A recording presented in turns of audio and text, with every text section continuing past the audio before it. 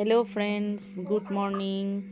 চলে এলাম আমি একদম সকাল সকাল, আমার বিছানা ছেড়ে এখনও আমি উঠিনি। তো চলে এলাম আমার একটা ব্লগ নিয়ে। ব্লগটা শুরু করে দিলাম। এখন সকাল 6:30 বাজে। আমরা প্রত্যেকে উঠে পড়েছি। ছেলে চলে গেছে পড়তে, এক্ষুনি চলে আসবে, 1 ঘন্টা পড়া, ইংলিশ পড়া।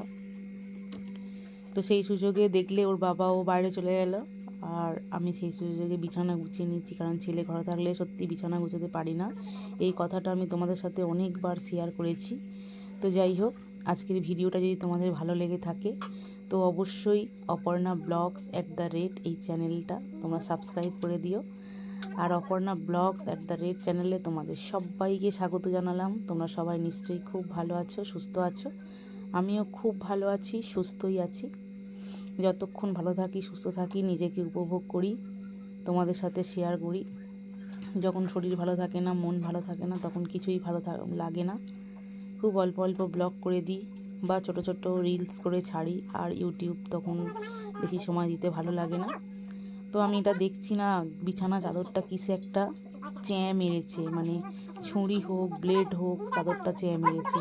এই চাদরটা না অনেক দিনের চাদর, আমার খুব ফেভারিট একটা চাদর। কেননা আমার মেজ ননদ আমাকে দিয়েছিল কোনো একটা অনুষ্ঠানে। সেই চাদরটা রঙটা হালকা হালকা উঠে গেছে, কিন্তু এত নরম চাদরটা যে আমার ব্যবহার করতে খুব ভালো লাগে। তো এতদিন কিছু হয়নি, এই মাত্র দেখলাম যে ব্লেডের চ্যাঁ। ছেলেটা আসলে সারাক্ষণ বিছানায় থাকে, তো ছবি আঁকে, হয়তো কিসে কোনো প্রকারে কিছুতে চ্যাঁ দিয়েছে, বা কুট্টু বিছানায় ওঠে, তোর নখের আঁচড়ে কিছু হয়েছে। দেখো কেমন বিরক্ত করছে আমাকে। যেখানে কাজ সেখানে ও আমাকে কিচ্ছু ভাঁজ করতে দেবে না, ও দাঁড়িয়ে থাকবে। যেখানে মুছবো সেখানে গিয়ে শুয়ে পড়বে, এই হলো ওর কাজ। তো ওকে সব জড়িয়ে নিয়েই কাজ করতে হয়, ওকে ওকে সামলে রেখেই সব কিছু কাজ করতে হয়। আমি ওর বাবার সাথে কথা বলছি, তুমি কি ছাদে যাচ্ছ? ওর বাবা বলছে হ্যাঁ, ছাদে যাচ্ছি। কেননা আমি ওর বাবাকে বলবো যে পাম্পের জলটা তুলতে, খুব সমস্যা হয় গো, কারেন্ট চলে যায় খুব, সেই জন্য বাবাকে বললাম। কোনো কাজ করা হয়নি, বিছানাটা তোলা হলো, এবার কাজ করা হবে। অনেক কাজ, রোজ একই রুটিন। ঘর মোছো, বাসন মাজো, ঝাটপাট দাও, তারপরে খাওয়া দাওয়া, ব্যাস প্রত্যেক দিনের যা রুটিন। চলো যুদ্ধ করতে থাকি। আমার সাকরেতকে একটু দেখো, যে আমার সঙ্গে সবসময় থাকে। এই যে আমি এখানে আছি, ও আমার সঙ্গে এখানে আছে, কোথাও যাবে না।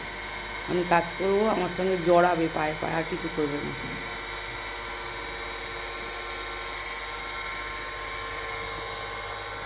আর বসে বললো। প্রত্যেক দিন আমার প্রথম কাজ শুরু হয় এই বড় ঘর বারান্দাটা ঝাঁট দেওয়া। এই যেমন বড় ঘর তেমন বড় বারান্দা, এটাই হলো আমার সদর মানে গেট খুলেই লোক উঠবে, যদি অপরিষ্কার থাকে তাহলে কেমন দেখতে লাগবে বলো। তো সবার প্রথমে কাজ হলো এটা আমাকে ঝাঁট দিয়ে পরিষ্কার করা। দেখো তোমাদেরকে বলছিলাম না, ও আমাকে কেমনভাবে বিরক্ত করে, দেখো যেখানে কাজ সেখানে ও খুব বিরক্ত করে আমাকে। খুব ভালো মেয়ে, গিয়ে বসে পড়লো, জানি না কতক্ষণ বসে থাকবে। আমাকে এত বিরক্ত করে যে কাজ করতে দেয় না, হাঁকি, আবার তাড়াও করি। আজকে গিয়ে বসে পড়লো, তোমাদের সাথে শেয়ার করছি বলে ও বুঝতে পেরেছে বোধহয়, গিয়ে বসে পড়লো। তো সবার আগে যেহেতু আমার ঝাঁটটা দিয়ে শুরু হয়, আমি সকালবেলা দেখো আমি কাপড়টা চেঞ্জ করে নিয়েছি, নাইটিটা চেঞ্জ করে নিয়েছি। তোমরা লক্ষ্য করেছো কি জানো না, তবু আমি তোমাদেরকে লক্ষ্য করালাম যে আমি নেভি ব্লু কালারের নাইটি পরে বিছানা ছেড়ে উঠলাম। তারপরে আমি এই নাইটিটা চেঞ্জ করে নিলাম। এবার আমি যেখানে সেখানে হাত দিতে পারবো, যা খুশি করতে পারবো। কোনো সময় এমনও হয় যে ওর বাবা হয়তো খেয়ে বেরোবে, টিফিন খেয়ে বেরোবে, আমি ঘরটা মুছে নিয়ে টিফিন বসিয়ে দিই, তারপরে এসে বাসন মাজি। কোনো সময় এমনও হয় বাসন মেজে নিয়ে ঘরটা ঝাঁট দিয়ে নিয়ে টিফিন বসিয়ে দিই। যখন যেরম তখন সেরমই করি, নিজের হাতে সংসারের সব কাজ করি। কাজের লোক ছিল জানো তো, কাজের লোক ছিল, কবিতাদি ছিল, ওনাকে বলেছি যে দিদি আমি নিজে ঘরে করে নেবো, তোমাকে আর আসতে হবে না। কারণ ভেবে দেখলাম আমার ঘরে জল কল সব কিছু আছে, বেকার ওনাকে আসতে হবে না, আমি করে নেবো। আর কাজ করা শরীরের পক্ষে খুবই ভালো, মনও ভালো থাকে নিজের সংসারের কাজ করলে।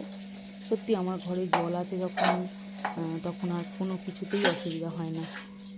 আমি আস্তে আস্তে সবটাই করি, হয়তো খুব তাড়াতাড়ি করতে পারি না, কিন্তু আস্তে আস্তে আমার সংসারের কাজ আমি সবটাই করি। সত্যি বোনটা খুব ভালো থাকে, নিজের সংসারের কাজ যদি নিজের মতো করে করি, তাই না?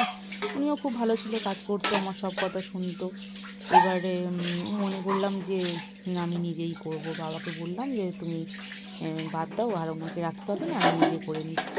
তো দেখো, তোমাদের সাথে গল্প করতে করতে আমার প্রায় অর্ধেক কাজ করা হয়ে গেল, বাসন নিজে পরিষ্কার হয়ে গেল, একদম বাসন মাজা হয়ে গেছে। চলো বাসনগুলো উবুর করে দিই। ওই চুবড়িটাই আমি উবুর করি, যেখানে সেখানে না এদিক ওদিক ছড়ি। আমার খুব শর্ট জায়গা গো, এটা নতুন বাড়িঘর হচ্ছে বলে অনেকটা বড় দেখছো। আর যে ভেতরটা, যেটা আমার বেডরুম আছে, যেখানে আমি রান্না করি, যেটা সরি আর কি, ওই দিকটায় খুব শর্ট জায়গা। ওখানে যদি বাসন এইভাবে বিছিয়ে বিছিয়ে আমি মানে ঝরাতে দিই না, তাহলে জায়গার খুব সমস্যা হয়। সেই জন্য বুদ্ধি করে এই চুবড়িটা কিনেছিলাম। পাড়ায় একটা কাকিমা এসেছিলো কাপড় দিয়ে আর কিছু টাকা দিয়ে চুবড়িটা কিনেছিলাম, খুব সুবিধা হয়েছে আমার। বাসন মাজা হয়ে গেল, এবার ঘরের দিকে চলে এলাম। ঘরের দিকে এসে ঘর ঝাঁট দিচ্ছি, দেখতে পাচ্ছ তোমরা, ঘর ঝাঁট দিচ্ছি। খুব একটা নোংরা হয় না, ছেলেটা বড় হয়ে গেছে, একটু আধটু কাগজ ও আঁকে, পেন্সিল কাটার মানে কাটে, তো সেই পেন্সিলের টুকরো প্রত্যেক দিন নয়, কিছু কিছু দিন। এবার নোংরা বলতে কী বলো তো, কুট্টুর লোম আর যে মাদুর পাতা হয়, সেই মাদুরটা মানে এবারে নষ্ট হয়ে যাচ্ছে, নরম হয়ে গেছে বলে ছিঁড়ে মানে খসে খসে মতো যাচ্ছে আর কি। সেই সব ধুলো, আর অন্য কিছু নয়, অন্য কোনো নোংরা নয়। আমার ছোট্ট একটু ঘর বারান্দা আমি গুছিয়ে রাখার চেষ্টা করি, দেখতেই পাচ্ছ তোমরা, আমি গুছিয়ে রাখার চেষ্টা করি। দেখো, ঘর মুছবো চলে এসেছে, দাদা চলে গেল বলে চলে গেল, নইলে আমাকে খুব বিরক্ত করে, ঘরও মুছতে দেয় না, পেছন পেছন ঘুরে। খাটের তলা গিয়ে মুছলে সেখানে চুলে গিয়ে খুরখুর খুরখুর করবে। আমারও বেশ ভালো লাগে, গায়ে গায়ে ঘোরে, কিন্তু বিরক্তও করে। ওই যে বললাম, ওকে নিয়েই কাজ করতে হয়। একটা বাচ্চার মতো দেখি, আমার যেমন বাচ্চা আছে তেমন ওকে আমি বাচ্চার মতোই দেখি। বাচ্চা ওই দেখো চলে এসেছে, বলতে বলতে চলে এসেছে। কেমন বিরক্তটা করবে তুমি তোমরা খালি দেখো একবার, কেমন বিরক্তটা করবে। ওই যে আমি ঢুকবো, মনে করছে মা কোথায় ঢুকে যাচ্ছে, তাহলে আমি যাই, দেখো দেখো দেখো দেখো কী করছে, চলে এলো আবার। ওর বাবার সাথে একটু হাসাহাসি করছি ঘর মুছতে মুছতে, তার কারণ ওর বাবার একটা বন্ধুর সুগার হয়েছে হঠাৎ করে, মানে মনে হয়েছে আজকে একটু টেস্ট করি। তো টেস্ট করতে গিয়ে দেখছে 400-এর মতো সুগার। অনেক দিন 1 মাসের মতো কিছু খায়নি, শুধু সবজি খেয়ে আছে, আলু খাওয়া বারণ। তোর বাবাকে বলছি আজকের একটু মাংস কিনলাম, আর থাকা যাচ্ছে না, মানে প্রচুর খাও ধুরকে লোক ছিল আর কি, কিন্তু মাংস কিনেছে। ওর বাবা একটু রাগাচ্ছে যে খা খা খা খা করে রাগাচ্ছে, আমিও একটু হাসছি ঘর মুছতে মুছতে। আর দেখতেই পাচ্ছ ঘরটাকে কেমন কুড়ে কুড়ে মুছছি। এটা আমার একদিনের কাজ নয়, এটা প্রত্যেক দিনের কাজ। আমি এইভাবেই কুড়ে কুড়ে আমার ঘর মুছি, যার জন্য পরিষ্কার থাকে। তুমি নিচে কিছু রাখতে পারো, ওই কুটুটা থাকে বলে আরও বেশি সুবিধা, মানে নোংরা করে তো রাখা যাবে না। আজের থেকে আমি কাজের লোক ছাড়িয়ে দিয়েছি না, আমি এইভাবেই মুছি, কারণ কাজের লোকের পক্ষে সম্ভব নয় প্রত্যেক দিন এত পরিষ্কার পরিচ্ছন্ন করে মোছা। আমার খুব রাগ হতো, তো সেই জন্য নিজের হাতে আমি কাজটা নিয়েছি, সংসারের কাজ করব বলে।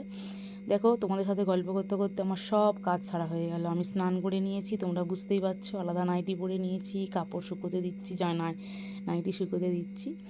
তো এটা একটু ডিসকালার হয়ে গেছে বলে রোদে দিচ্ছি, রোদ তেমন একটা ওঠেনি।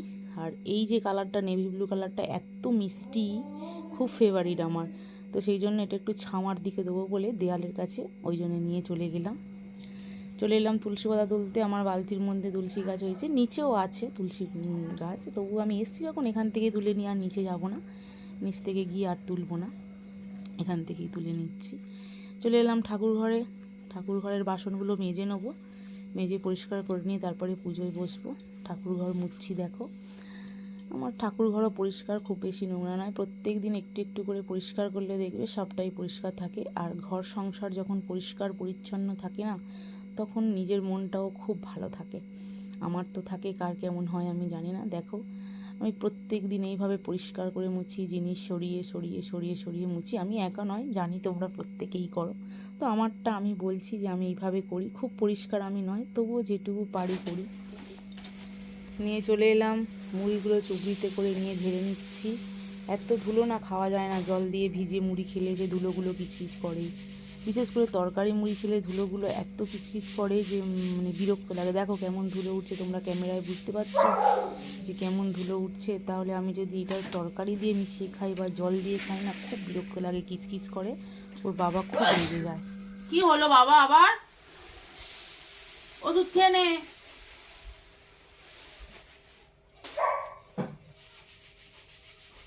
নাকে না একটু সর্ষের তেল দে, তারপরে দেখ যদি না হয় ওষুধ খাবি।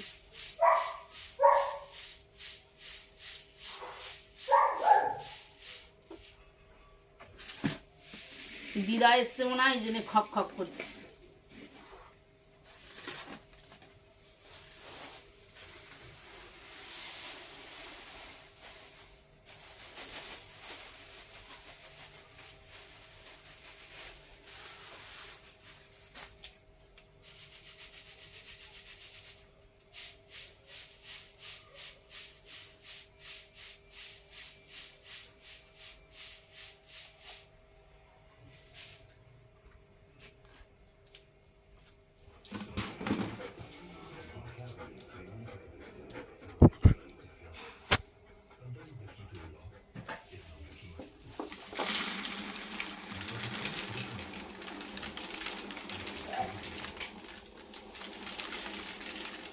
চলে এলাম রান্নাঘরে, সব কিছু হয়ে গেছে, চাটা খাওয়া হয়ে গেছে, পুজো হয়ে গেছে। দেখো আমি প্রেসার কুকারে ডিম আলু সেদ্ধ বসিয়ে দিয়েছি। ডিম আলু সেদ্ধটা হয়ে থাকলে উনুনে ভাত করব, যদি সময় পাই তরকারিটা করব, নইলে গ্যাসেই করব। তো ডিম আলু সেদ্ধটা একটু তাড়াতাড়ি হয়ে যাবে আর কি।